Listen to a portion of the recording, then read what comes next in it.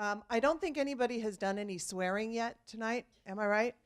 So I'll set the pace again. Regan Eymann gets shit done. She has a lot of talents and skills, so she gets a lot of shit done. I first met Regan in 2008 when I joined the Santa Cruz Derby Girls. And I have to say right now, I have never called her Regan in my life. And so you'll forgive me if I call her by her God-given Derby name, which is Shamrock and Roller, or Shammy, or Sham Wow. And if you've seen her skate, you understand why her fans scream Sham Wow. When I first met her, from the get-go, like anybody with half a brain in her head, I absolutely feared her on the track. She had this combination of unflappable essential skills. That's right, I said unflappable. An effortless grace in her executions, and really, you could only call them executions when she was moving on the track. Sorry. And she had a deep and thorough, comprehensive knowledge of strategy and gameplay. And on top of all that, a single-minded, deadly focus when she was playing. And she expected perfection from herself and everybody around her, and she expected to win. And she achieved all those things repeatedly. Now, the more I got to know her on a personal level through the hours and weeks and lifetimes of work that we did together behind the scenes for the league, I came to realize that these traits that she had on the track, she brought into every aspect of her life. And it was daunting, and it was inspiring at the same time to see her effortless grace as a mother, to see her knowledge of gameplay and strategy as a wife, and to see her single-minded focus as a businesswoman, as a videographer, and as a producer. And it really was amazing. She is this passionate, beautiful, terrifying competitor, and she is everything else and more. I am so thrilled to be her biggest fan. It's true. I'm honored to be her friend, and I'm constantly relieved that I'm not her foe. Please welcome the beautiful, passionate, and terrifying Regan Eymann.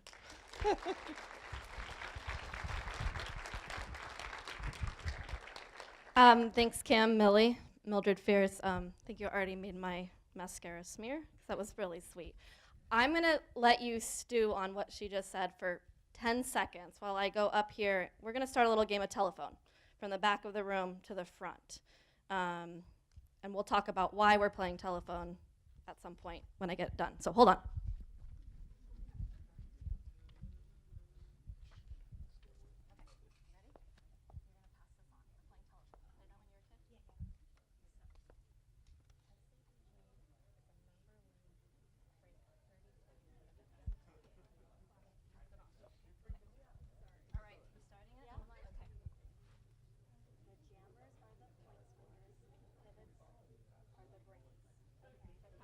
Okay, so it may be a long time since you played telephone, okay? So let me just remind you about the rules here. You are supposed to whisper what I said, so I started back there, to the person next to you. And we're going to pass it on, and hopefully by the time I'm done, we'll be in the front. And no cheating. I know there's some roller derby people out there, so you do not get to cheat. You have to repeat what you heard, because I know you would know the... So if it gets to you and it's wrong, don't correct it. That's all I'm saying. So I'm blown away by what you just said. And what you really said is true to the sport of roller derby in so many ways. And I want to first start out by apologizing that I am not in fishnets and booty shorts, as some people might have expected me to be in tonight.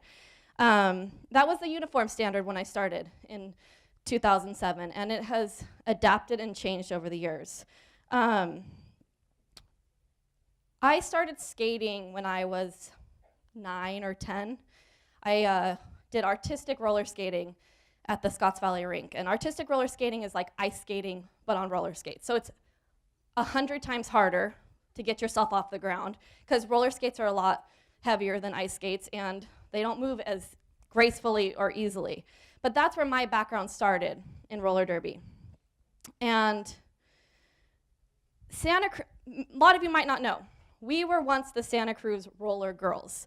And that started in 2007. A woman named Robin Hoff came to Santa Cruz with this dream of starting roller derby in Santa Cruz, and she accomplished just that.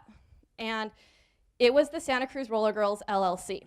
And I joined up in 2007. It was a time in my life where I really needed to reconnect myself to sports. My son was 2, and I was lacking something. I had a career, but I needed something more. And I was meeting with my dad, and he says, wouldn't it be great if you could find a sport that combined your skills in roller skating with the aggressiveness of water polo? And I was like, yeah, that would be amazing. And I shit you not, the next day, there you go, Melly. The next day, I'm eating lunch with my son, and I come across the Good Times. And there was an article on the homepage, and it was about the resurgence of roller derby. And to this day, I remember the exact picture that was there, because that was the moment that my life changed. And I read the article, and I'm like, oh my gosh, my dad's gonna freak out. Oh my gosh. I ran home, and I emailed them right away. And I emailed them again, and I emailed them again, and I emailed them again, until I got a call back. And about a month later, I had our introduction meeting, and then a month later, tryouts, and I was skating. And immediately, I fell in love. And for me, the beauty of it was I didn't have to learn to skate. I already knew how to skate. All I had to learn to do was play roller derby. But there was so many people that were there even before me that didn't know how to skate. And then people would come in, and they didn't know how to skate. And the hardest thing about roller derby is not playing roller derby. It's skating. I mean, I know that sounds silly, but it's true. If you're not good at roller skating, you're never gonna be good at roller derby. That stuff comes later. So I had the advantage of knowing how to roller skate, which really helped me in my career in the sport. 2008 was an amazing year for our league. It was our introduction to Santa Cruz. Nobody really knew what flat track roller derby was, and we were embraced with open arms by the community. We sold out every single game. I think one bout we sold out a month in advance, which was insane. And then it became known like, oh, you can't get tickets to roller derby. Doesn't happen. You can't get them. And we're like, no, you can. You just have to get them early. And that was 2008. It was amazing. Sold out every single bout. 2009 rolled around, and we had, okay, the numbers have fluctuated too many times for me to really tell you an accurate number. I'm going to throw out 75 men and women, part of the league. And we came to realize that we wanted more. Like I said, we were owned by a single owner, and roller derby has always been about for the skaters, by the skaters.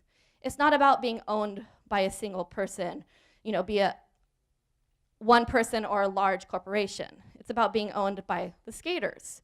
So we made the decision as a membership that we wanted to form a nonprofit. So that means having to change from Santa Cruz Roller Girls to Santa Cruz Derby Girls. So I think it was in about March of 2009 that we became Santa Cruz Derby Girls, and we were working our way to being a nonprofit roller derby league. It was also that time in 2009 that we got recognized by the mayor at the time, Cynthia Matthews, for Derby Girl Day.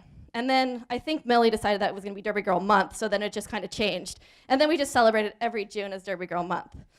In 2010, we became members of the Women's Flat Track Derby Association. We call the WFTDA or WFTA. And then the people that pronounce it wrong say WFTA, but there's no tada, it's just WFTA. The Women's Flat Track Derby Association is like the NBA of basketball, really.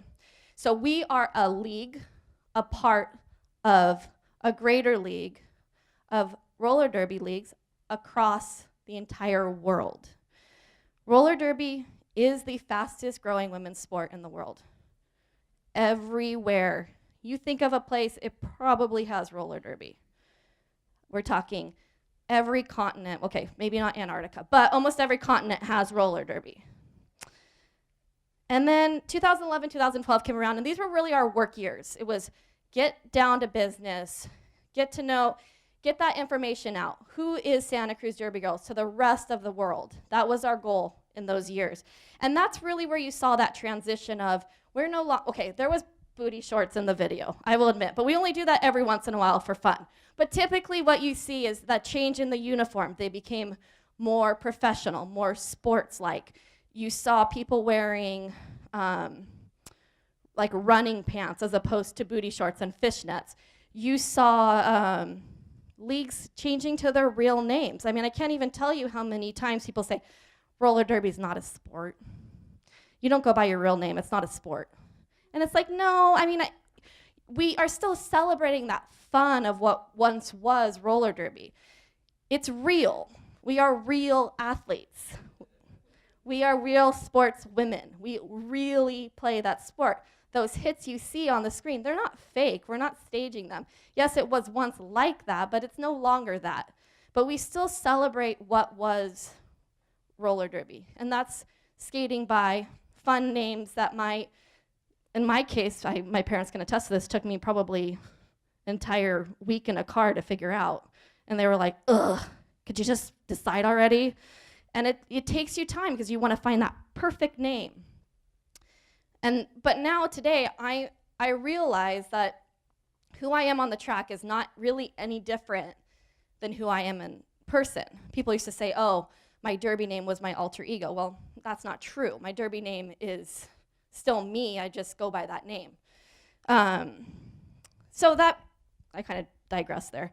But in 2013, last year, this was the biggest year for us, I would say, as a league. We moved to the Kaiser Permanente Arena. We were the issue with the Civic, as much as we loved it as a venue, was that it did not hold us. We were not allowed to play what we call sanctioned games there. We weren't allowed to move up in the rankings. So we needed to change that. We were also selling out every bout, so we needed to be able to allow more fans to come see us.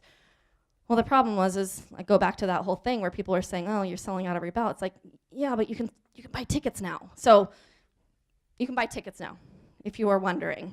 Our season starts in March, by the way. So what we really did last year in 2013 was we set goals for ourselves. And we set goals everywhere. But our goal for our league, our team, the Boardwalk Bombshells, was to get to champs. And it kind of goes back to some of the things that you were saying in your amazing, what you do amazing, and setting plans for yourself. We set a goal that we were going to get to champs. We wanted to make it to champs. And this was the first year, 2013, that we were going to have any opportunity of doing that. And what happened? We did it. Every single night, we had a champs poster. It wasn't pretty, it wasn't ugly. I think somebody just drew it with some markers, but we slapped that thing every night we left. And we set those goals for ourselves, and we accomplished our goal. By the end of the season, not only were we first place in our division, but we went to champs. And I wish I could tell you it was this amazing story about how we went there and we won, and it was beautiful, and it was perfect, and everything was amazing. And it was amazing. But we lost by 1 point in the last jam. And that was our season. Every last jam we had to play down to. We had to play down to that last jam. And most of the times, actually almost every time, but the last game, we won. So what does that bring us to today? Today, we went from 2013, the beginning of 2013, ranked 62 in the world. Today, we're ranked 32 in the world. Our little town of Santa Cruz, and some people might say we're not a sports town, but we are a sports town. And Santa Cruz Derby Girls was really what we like to say was the first sports team. I mean, I think the Warriors like to say they're the first sports team, but I think I would argue that we are the first sports team. I think maybe they're the first professional sports team, but we'll forget about that one.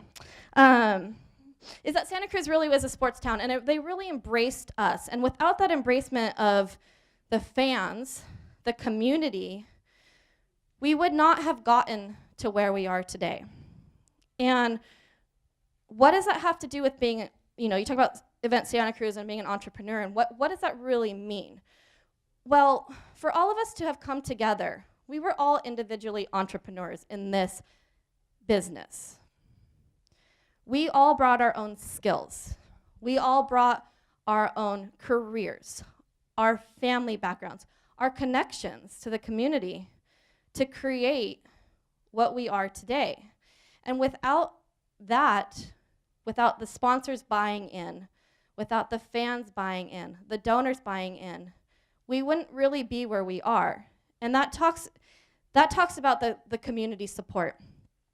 And my husband and my parents are both in the room, and they will tell you that without their support, well, I wouldn't be playing roller derby without their support, because they have been there on the nights that I couldn't be there to put my kids to bed, or on the weekends that I was traveling for 4 days to play roller derby, across the country.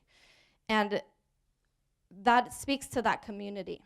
Be it you or you or you, we wouldn't be who we are, because it is that community that makes us successful. And, well, my husband won't admit this publicly, so I'll do it for him, but as much as there's days where he's like, "Are you done yet? Are you done playing roller derby yet?" And I'm like, I don't know, maybe. Every year. Because it's a drain on our family. It's hard. But that's that passion, that deep passion. So what he wouldn't admit publicly, like I said, I'm going to do for him, is that I know he gets verklempt every time I get up on that track and I skate out and they announce my name. And that's that deep passion in me that I feel like I have driven in him. And my mom's gets kind of crazy, and she's the one who's like up there screaming for me. And she's like my biggest fan. She's like, I'm not saying this because I'm her biggest fan or because I'm her mom, but it's that passion, it's that drive that makes us do what we do and do amazing things in our lives. And roller derby is an amazing thing. It's made me an entirely different person, because I've had to learn to communicate with 100 women. Come on now, ladies. Can you imagine having to communicate, it's hard enough to sometimes communicate with your best friend? Multiply that times 100? Yeah, it's hard, and you have to work for it. And communication is so key in everything that we do in roller derby. It's not just about how we run a business. I'm running a business. I have my own job, 2 or 3 of them, and I have another job to play roller derby. But I also have a job to run a business. And I'm running this business with 100 people, and Kim can attest to how difficult that is. But guess what? That's what makes us stronger and better and more efficient at everything that we do in life and everything that we do in roller derby, because it's not just about communicating to each other as members. It's about communicating on the track and learning how to communicate with your teammates outside of the track, because we don't always like each other. We don't. That's when you get mad and you hit them really hard at practice. Yeah, that's always fun. I'm mad at you, I'm gonna hit you.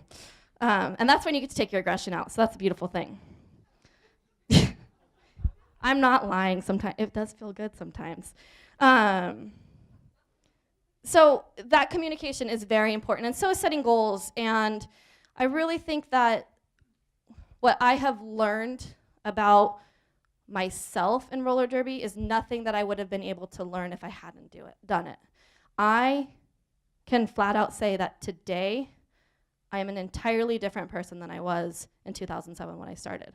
And I would not be that person if I hadn't gone through everything that I went through with roller derby, be it from the business side or on the track. Because you have to learn to dig deep and find that passion sometimes when you feel like it's completely gone. And this last year, my biggest goal was losing with grace And you can't teach that. You can't teach that to your kids. You can't teach that to other people. It's something you have to learn within yourself and to learn to be a better person. And I'm thankful for that. And I'm thankful for what roller derby and my teammates and this community has given me. So with that said, I want to finish because Matthew's like, you're done, get out of here. I could talk about roller derby for hours. Matthew's like, you have 8 to 10 minutes, I think you're done. So do we have 2 different, because I think I saw it go around. So did somebody telephone you? Someone telephone you? Okay, did somebody telephone up here? No? That's my mom ruining my game right there, ladies and gentlemen. Thanks, Mom. You got it over here? I think you got passed over here. Okay. Did you get it? I don't remember what it was.